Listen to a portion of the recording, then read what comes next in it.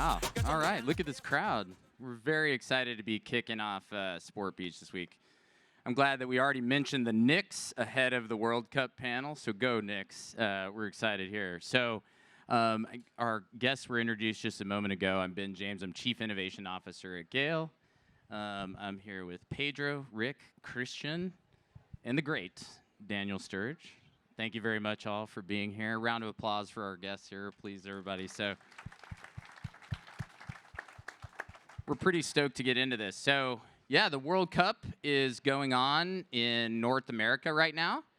So we did the right thing and we all flew to France. And we're here to hang out and do exactly like this. I know some of these guys were there for some of the inaugural, have been deep in the business of what's going on, and of course have been deep in it for many, many years. We set this up really to talk about sort of the fan relationship, where that's going, the business of fans, and what's changing in all that space. So we have some really great programming for you today. So I'm going to kick off first with Daniel, a question for you. And first off, everybody's waiting for your predictions and your hopes of like what's going to happen here. We have a feeling of who you're going for.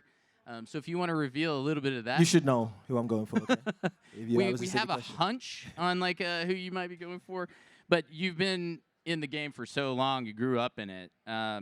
You just have such a unique perspective of the fan experience, the player experience, all the things coming together. With all that you've seen changing in media and the relationship with fans, what's something that you're seeing today that you would not have imagined happening 10 or 15 years ago in the sport?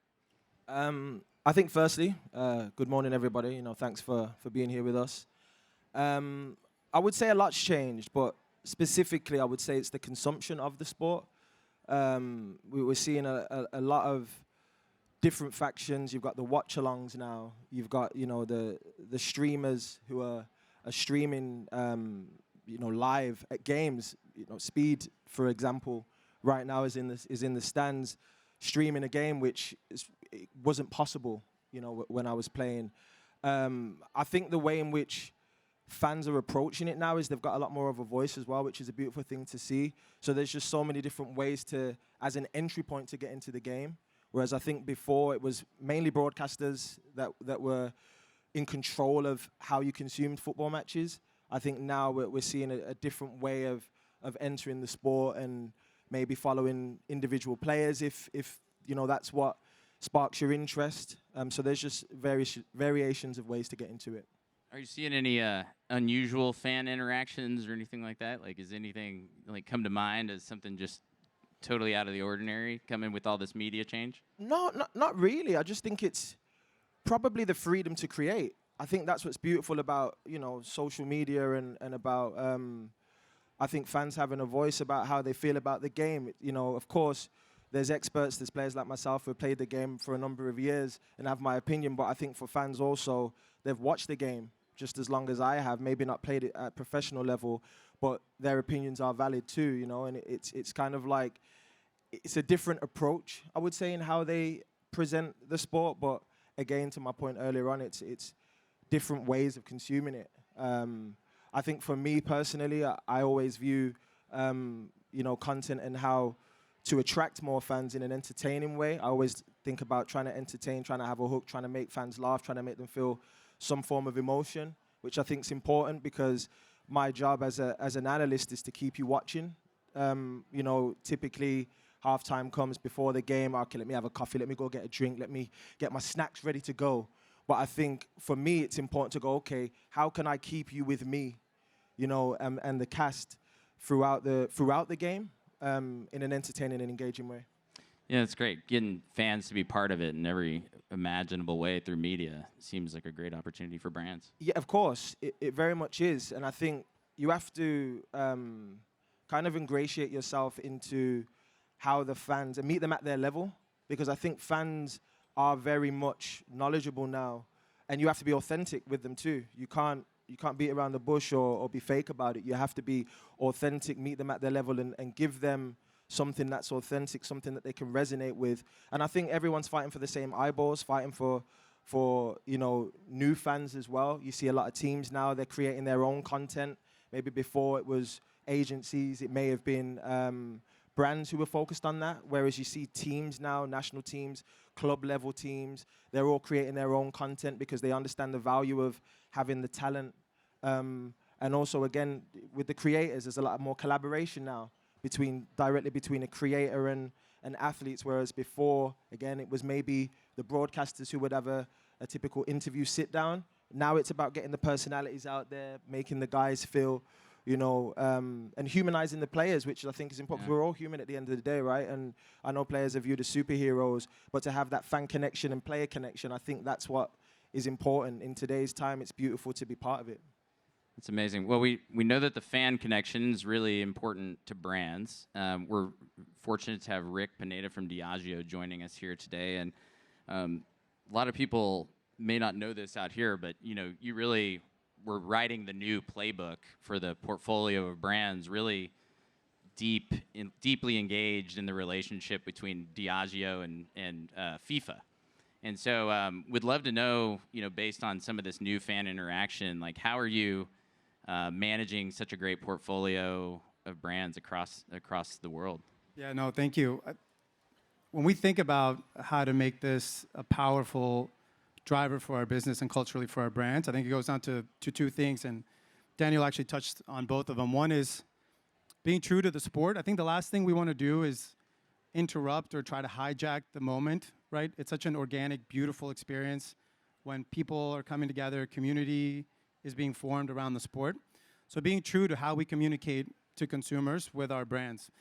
Our brands exist in these occasions, right? When you're watching, England, Ghana tomorrow, or Colombia, Congo, oftentimes you'll be doing it, hopefully, with one of our products in your hand. And so being true to how you experience that is really important, even down to the folks that we're having the campaigns, right? So for Don Julio, we have Roberto Carlos and Thierry Henry, who are part of our campaign, and they shaped the game during their generations. For Buchanan's, a brand that is really rooted in Latin heritage, we're partnering with Raul Alejandro, who grew up playing soccer, football, his whole life on the beaches of Puerto Rico. And so having talent that is authentic to the sport, I think is really important. And then the second thing that, again, Daniel also touched on is choice.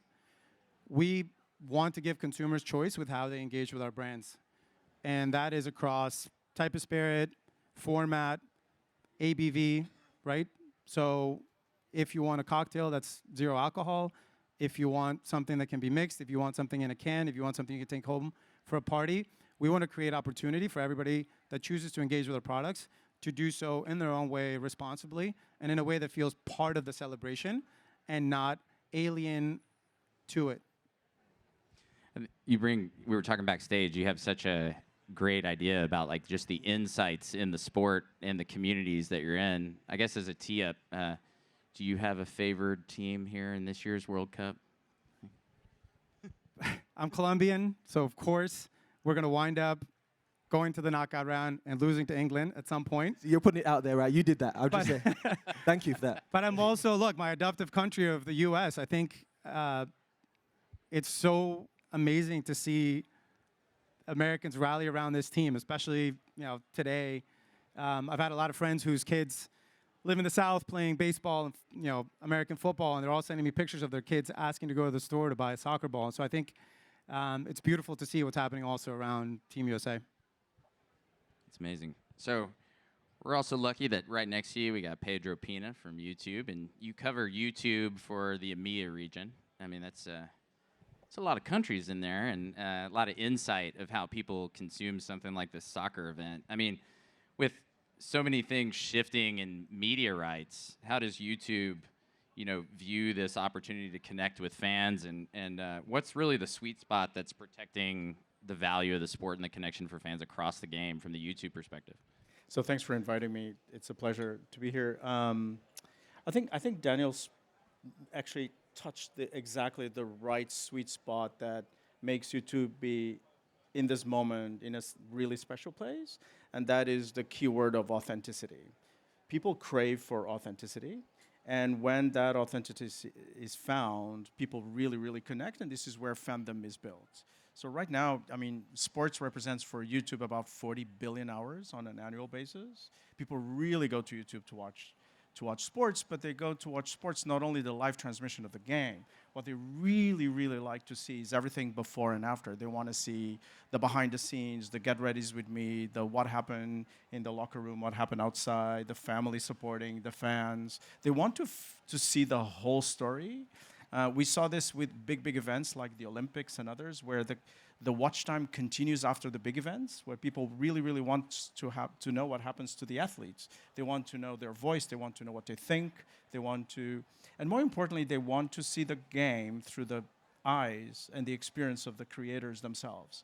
Fans don't follow necessarily brands, but they follow people, and they want to know what people are experiencing on the pitch, or at their home, or with their fans. And this is where the connection happens on an ongoing basis. About 65% of our viewers are saying that they really want to see content before and after of any big sport event. And 75% of our Gen Zers are actually saying that a big event is not the same if it's not supported by YouTube content. So for us, this is a big space. It will continue to be a big investment. And what we're seeing right now is this merge of lots of different elements of the ecosystem coming together. So we work very closely with broadcasters and with leagues and federations, because they do know that connecting with YouTubers and being present on the platform is incredibly important for them in order to build the global audience that they're building.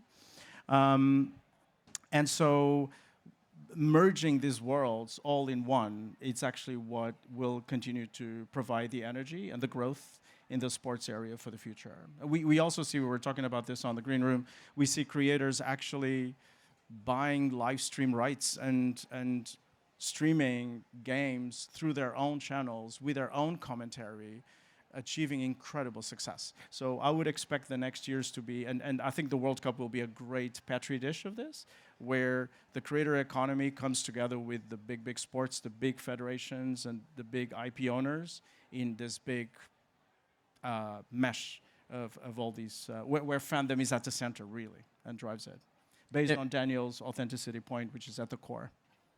When you talk about that, I hear about it's really thinking it through as like authentic, long-lasting, and durable relationships with your fans, and you can really provide and invest in their ecosystems. That's right. You can do some really special things.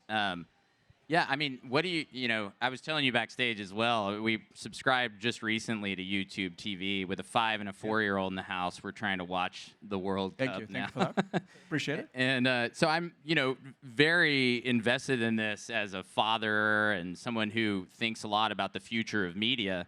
Like what lasting effects do you think will maybe transfer over, not just from the World Cup, but to the rest of the YouTube ecosystem, and if you could paint a picture of where some of that's going, So it's a little bit what I mentioned before. So what we're seeing arriving in sports, and World Cup will be a very good example, is precisely this idea of sports federations and IP owners connecting with YouTubers and broadcasters to create an alliance to actually feed the right content into the fans, because fans will be the anchoring element of the audience on a global level. So instead of, I think we're going to see a world that is moving away from just exclusive rights, country by country, federation by federation, into a much more global play where there's going to be a more hybrid ecosystem of YouTubers, studios, ecosystems, federations, as I said, coming together to solve for fans, which is ultimately what you have to do. And as a fan, do you have a favorite? Well, I'm Portuguese. Sorry about that. So I'm Portuguese. I'm married to a Mexican with Spanish tradition, rooting for Mexican and Spain, with children that are brought up in England. So we have a lot to root for. I think I'm going to win somehow. Which one, though? At the end, we gotta choose one, though. We can't just. There's also potential for divorce, right? So but we'll deal with that once we cross it. Cool. Well, I'm excited for everybody's teams in this, which is maybe the perfect setup for my friend Cristian here in the middle. Cristian, can you tell us where you're from? What is your home country? Italy. And how's Italy doing in this particular World Cup, Cristian? Yeah. It was all a setup. We planned this. I mean, let me tell you something. We can enjoy really a lot because we don't participate. So I mean, I can watch the show, not being that emotional, and enjoy it. I mean, being as neutral as Switzerland. No, actually, even Switzerland is a World Cup and we are not. No, so that doesn't work. No, I mean, it pains a lot. Why? Daniel, tell me something. Sorry, Why my we are friend, not I have no again answers for you on at that the one. World Cup? Help us. I have no answers for you on that one, man, unfortunately. All right, well, we're going to get advice for Italy, maybe backstage a little bit more and stuff. But Cristian's from Channel Factory, which really specializes in expertise of helping brands win in the right place at right time. So, you know, based on everything that you're hearing here and, like, you know, having the perspective from, like, Europe going into North America and this global event that we're really happening, what advice do you have for brands who are trying to win in this moment but actually continue on and make these as, like, durable and long-lasting relationships? I mean, what Pedro said just before is incredibly powerful because we believe that this is definitely the event where YouTube is creating an unprecedented power in the way it covers really everything. So I think that's a no-brainer for a brand that working on YouTube is definitely the thing to do for this World Cup. But starting from that, I like to speak to the CMOs, the directors of marketing, when we sit down together and challenge them a little bit with a question. I usually like to ask, in your last big playbook, in your last big strategy, did you put the same attention? Did you chase perfection at the same way you did building this playbook also on the final part, on the cost, on the context, on the last mile of that planning strategy, where your ad will finally land? Usually their answer is actually no. And that opens to a lot of missed opportunity. Opens to a lot of missed opportunity because, I mean, the context on the big platform where we plan is very, very complex. Let me help you with one example on this World Cup. I mean, think at the same goal. Think at Messi goal against Algeria. We all saw that, right? Think at all the way possibly fans have experienced that moment. I find at least 3. So whether you have watched it, I mean, I'm seeing after the game, right? So whether you have watched the official highlights of the game, whether you have watched the fan reaction video, whether you have watched the creator analytics post-match, it's still the same goal, but very different moment. Potentially very different level of attention, potentially very different level of suitability, potentially very different level of performance. Well, we believe that the brands who are winning the game of advertising, are the ones who are able to use the right technologies to intercept those content, those pieces of content with the highest possible level of attention, the highest possible level of suitability, the highest possible level of performance, and that makes the extra different. Let me do an example. Do you guys remember a beautiful commercial from the 90s from Pirelli? The one with Ronaldo Nazario on top of the Rio de Janeiro mountain, the Corcovado, with the claim, with the slogan, "Power is nothing without control." Well, I think apart that applies to almost everything in life. That's such a beautiful slogan. Power is nothing without control. But I think that also applies to advertising, and maybe we can even rephrase it. Creative is nothing without context. I think that's really interesting. And I think it also points to what type of person you are when you consume content and what type of feeling you want to have. Do you want a microwave content, which might be, you know, considered short form social media where it's very fast and gets you going, or do you want more of an oven or a slow cooked? You know, do you want to go more longer form and kind of sit there for an hour and hear someone dissect the game in deep detail? I think it depends what type of fan you are, but that's the beauty of it, right? Is that there's so many different ways to consume it. It's, if you want it quickly have a look on socials. And I think that's something before, you know, whenever a goal used to go in when I was a kid, you'd have to go to television and stay up till 10, 11 at night and watch Match of the Day in Britain. Whereas now, I can quickly go online and quickly see the goal straight away. So it's very, very different times for sure. What are this great insight, and you have such a great perspective in this, also being on Sky Sports. And what advice would you have for maybe other leagues or other sports in the States of what they can learn from, the global football fan of, how to engage with their fans? I think it's interesting because football's a global game. It's one that's very approachable, and that's not to say that other sports aren't. But when you look at the World Cup right now, you see the goalkeeper from Cape Verde who had 50,000 followers before the game. I think he's at 15 million now after a week, of making some great saves against Spain, and it's changed his life overnight.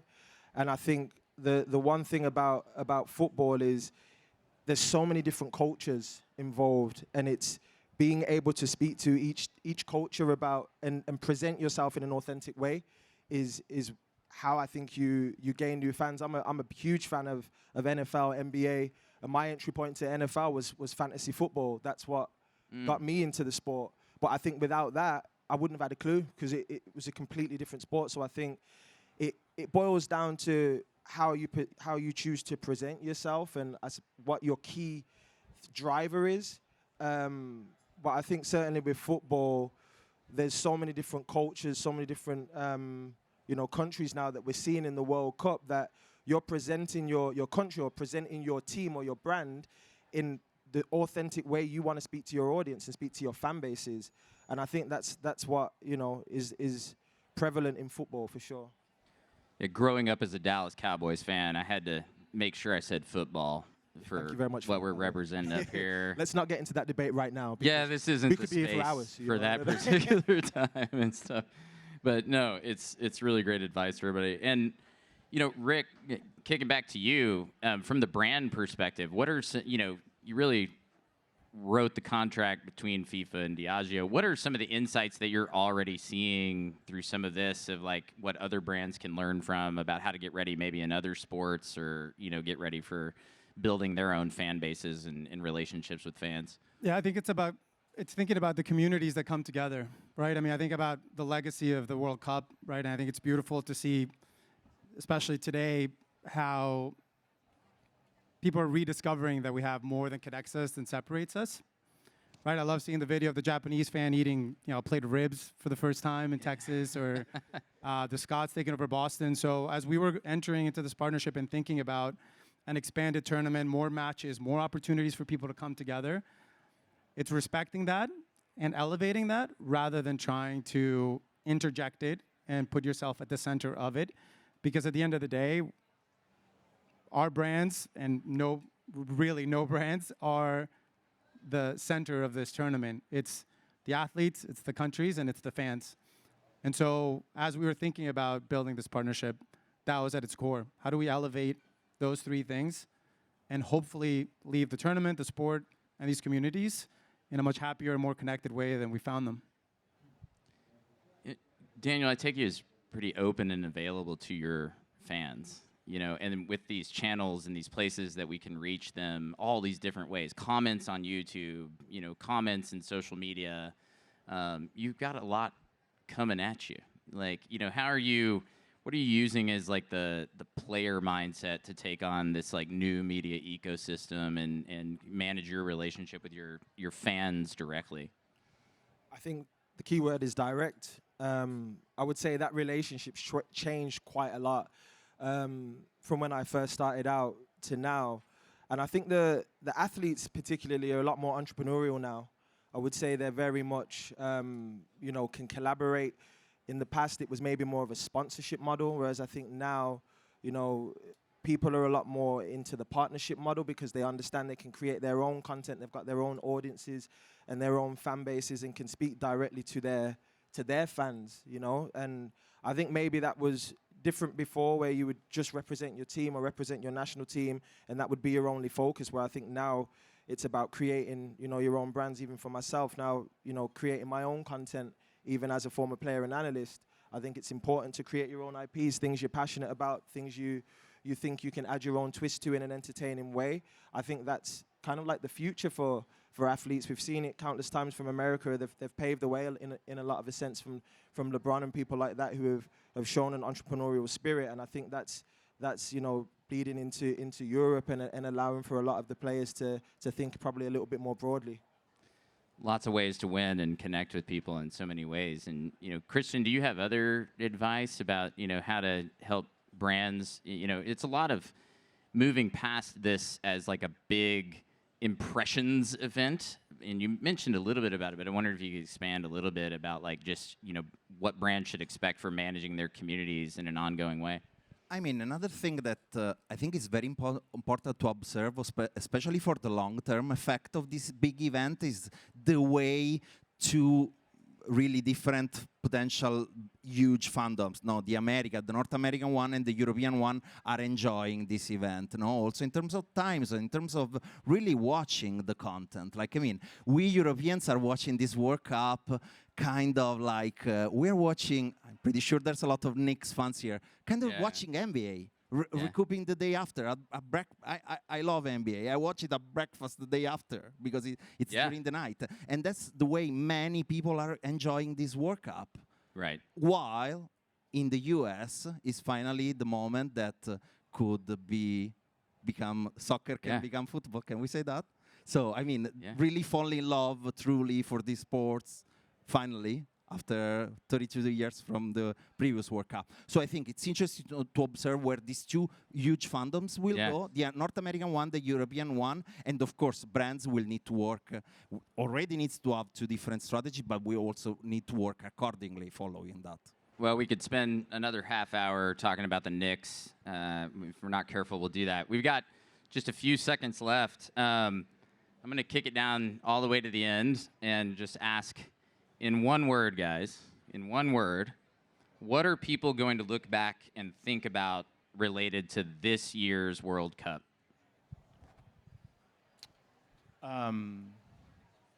It's going to be, one word? Yeah, one word. We got to sum it up. We got 18 seconds left, so yeah.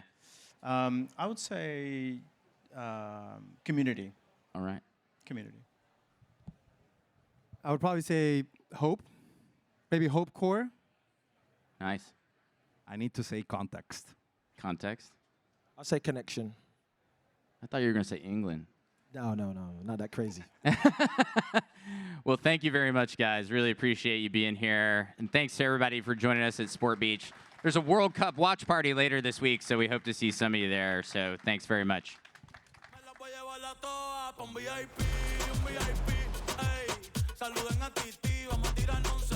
Thank you. There really isn't anything that has to